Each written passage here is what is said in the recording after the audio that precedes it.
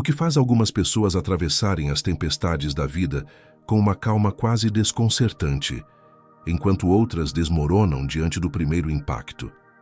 Por que certos indivíduos parecem carregar uma força interna que não se quebra, não importa o tamanho do caos ao redor? Não é sorte, não é privilégio, e definitivamente não é um dom reservado a poucos. Essa força nasce de uma forma específica de enxergar o mundo. Uma filosofia antiga, testada em guerras, exílios, traições e perdas absolutas. Uma mentalidade forjada quando a vida não oferecia conforto algum. E se você ficar comigo até o final deste vídeo, a 10ª lição que vou revelar tem o poder de virar completamente a forma como você encara os desafios, não de forma motivacional, mas estrutural. Ela não vai apenas te inspirar, ela vai te reorganizar por dentro. Eu sei, você já ouviu promessas demais, fórmulas mágicas que duram uma semana e depois desmoronam. Mas o que você vai ouvir agora não é autoajuda moderna, é estoicismo puro. Estamos falando de homens que viveram sob pressão real. Marco Aurélio, imperador romano, escrevendo sobre autocontrole enquanto liderava exércitos em guerras intermináveis. Epicteto, nascido escravo, sem posses, sem status, mas dono de uma liberdade que muitos reis jamais conheceram. Sêneca, conselheiro de imperadores, caminhando com dignidade até a própria morte. Eles não falavam de paz interior em teoria. Eles viveram isso no caos. E se você quer transformar 2026 em um ano de crescimento real, não aparente, não postado, não anunciado, então preste atenção. Porque o maior erro da nossa geração é viver completamente distraída. Notificações, comparações, ruído constante. Todo mundo tentando te convencer de que você precisa de mais. Mais dinheiro, mais reconhecimento, mais validação. Mas os estoicos descobriram algo que o mundo moderno insiste em ignorar. A verdadeira força não vem de fora, ela nasce dentro. E tudo começa com a primeira lição fundamental do estoicismo. Lição 1. Controle. Marco Aurélio escreveu algo simples, mas devastadoramente poderoso. Algumas coisas dependem de nós, outras não. Parece óbvio, até você observar sua própria vida. Quantas horas do seu dia você desperdiça se preocupando com aquilo que nunca esteve sob seu controle? A opinião dos outros, o comportamento alheio, a economia, o trânsito, o passado, o futuro. Os estoicos foram claros. Você controla apenas 3 coisas: seus pensamentos, suas escolhas e suas ações. Todo o resto é externo. Quando você entende isso de verdade, algo muda. Você para de lutar contra o mundo e começa a governar a si mesmo. O mundo não se torna mais fácil, você se torna mais forte. Imagine, preso no trânsito, atrasado, coração acelerado. Você pode se irritar, reclamar, xingar e chegar derrotado antes mesmo da reunião começar. Ou pode aceitar o que não depende de você e usar o momento para respirar, refletir, se preparar. O trânsito é o mesmo, mas você não é. Isso é liberdade estoica. Não a liberdade de controlar tudo, mas de escolher como reagir a qualquer coisa. Epicteto, que conheceu a escravidão real, dizia: não são os acontecimentos que nos ferem, mas o julgamento que fazemos deles. Você não é vítima do que acontece. Você é moldado pela resposta que escolhe dar. Lição 2. Impermanência. Tudo passa. Absolutamente tudo. Seus problemas, suas dores, suas conquistas, seu medo, seu orgulho. Marco Aurélio refletia constantemente sobre isso, não por morbidez, mas por clareza. Daqui a 100 anos, quase ninguém lembrará de nada do que hoje parece urgente. Essa ideia não diminui a vida, ela a torna mais leve. A discussão que hoje te consome, passa. A decepção que te quebrou, passa. Até o sucesso que hoje te define, passa. O estoicismo não manda você não sentir. Ele ensina a não ser escravo do que sente. Quando você entende a impermanência, você começa a viver o agora com presença real. Um abraço deixa de ser automático. Um momento simples ganha valor. Não porque dura para sempre, mas justamente porque não dura. A impermanência não é tristeza, é lucidez. Lição 3. Amor. Fatia amar o destino. Não aceitar a vida de forma resignada, mas acolher tudo o que acontece como parte do seu caminho. Os estoicos sabiam: resistir à realidade cria sofrimento desnecessário. Quando algo difícil acontece, você pode se revoltar ou pode perguntar: o que isso está me treinando a ser? Marco Aurélio viveu pragas, guerras, traições e escreveu algo que atravessou séculos. O obstáculo não bloqueia o caminho. Ele é o caminho. O que te desafia não é o que te destrói, é o que te constrói. Perder um emprego pode ser ruína ou libertação.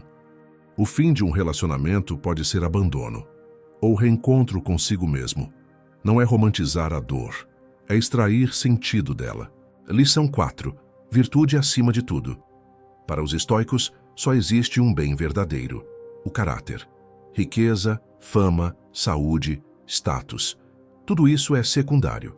Pode ir embora a qualquer momento. Sabedoria, coragem, justiça, temperança. Essas são fortalezas que ninguém pode arrancar de você. Você pode perder tudo, menos quem você se tornou. Epicteto era escravo, mas livre por dentro. E muitos homens livres eram prisioneiros da própria mente. Lições 5 e 6. Preparação e momento.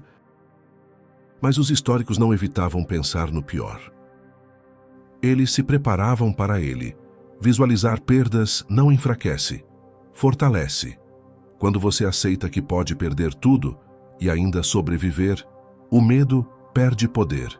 E lembrar da morte não é morbidez, é urgência. Você poderia partir hoje. Isso muda o que você faria agora. Quem lembra que vai morrer para de adiar o que importa, para de desperdiçar tempo, para de viver no automático. Respira fundo, porque até aqui você só tocou a superfície. As próximas lições aprofundam relacionamentos, presença e visão de mundo e preparam o terreno para a 10ª, a mais poderosa de todas.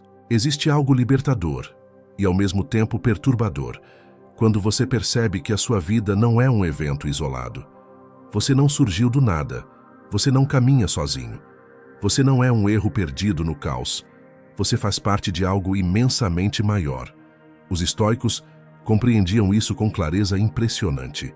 Eles enxergavam o ser humano como parte de um fluxo que atravessa eras, impérios, civilizações inteiras. Você é como uma onda, nasce, ganha forma, se move e um dia retorna ao oceano. Mas aqui está o ponto que muda tudo. A onda não é separada do oceano. Ela é o oceano, temporariamente em movimento. Quando você entende isso, algo se expande dentro de você. A vida deixa de parecer pequena. Os problemas deixam de parecer absolutos. Cada átomo do seu corpo já esteve no coração de estrelas que explodiram bilhões de anos atrás. Você não é apenas alguém vivendo no universo. Você é o próprio universo, experimentando a si mesmo, por alguns breves instantes, através da sua consciência. Isso não te diminui, isso te responsabiliza, porque se você faz parte dessa ordem maior, então suas ações importam, seu caráter importa, a forma como você vive ecoa. Os estoicos chamavam isso de simpatia universal. Tudo está conectado, nada é aleatório. E agora vem a aplicação prática disso para 2026. Quando você encara seus desafios com essa perspectiva mais ampla, sem perder o foco absoluto no momento presente, você encontra um equilíbrio raro. Você age com intensidade total, entrega o melhor de si, mas não se apega desesperadamente ao resultado. Você faz o que está ao seu alcance e solta o que não está. Marco Aurélio descreveu isso de forma quase cirúrgica. Agir como se cada ato fosse o último, sem distração, sem ressentimento, sem resistência emocional ao que a razão pede. Imagine viver assim. Você se dedica ao seu trabalho com excelência, mas não confunde desempenho com valor pessoal. Você ama profundamente, mas não transforma apego em prisão. Você cuida do corpo com disciplina, mas aceita que ele é finito. Você sonha grande, mas mantém paz, mesmo quando a realidade segue um caminho diferente do planejado. Isso não é frieza, é liberdade interior. É sentir tudo, sem ser arrastado por nada. É se tornar como uma montanha. As estações mudam, tempestades chegam, a neve cobre, derrete, retorna, mas a montanha permanece. Esse é o estado que o estoicismo oferece. Epicteto ensinava algo essencial: não exija que a realidade obedeça aos seus desejos. Treine seus desejos para aceitarem a realidade. Isso não é conformismo, é maturidade. A vida não está contra você, ela está te treinando. Aquele problema recorrente no trabalho é um campo de treino para paciência e firmeza. Aquela pessoa difícil é um espelho revelando pontos que ainda precisam ser lapidados. Aquela perda que te abalou é a lição mais dura e mais transformadora sobre impermanência. Quando você troca o papel de vítima pelo de aprendiz, tudo muda. Nada é desperdiçado. Tudo vira matéria-prima para crescimento. Mas aqui está um alerta que os estoicos jamais ignoraram. Entender isso intelectualmente não basta. Sem prática diária, filosofia vira entretenimento. Marco Aurélio escrevia todos os dias para si mesmo, não porque não sabia, mas porque precisava lembrar. Sêneca revisava suas ações todas as noites. Epicteto treinava seus alunos como um treinador treina músculos: repetição, constância, correção. Se você quer que 2026 seja diferente de verdade, você precisa de rituais simples e consistentes.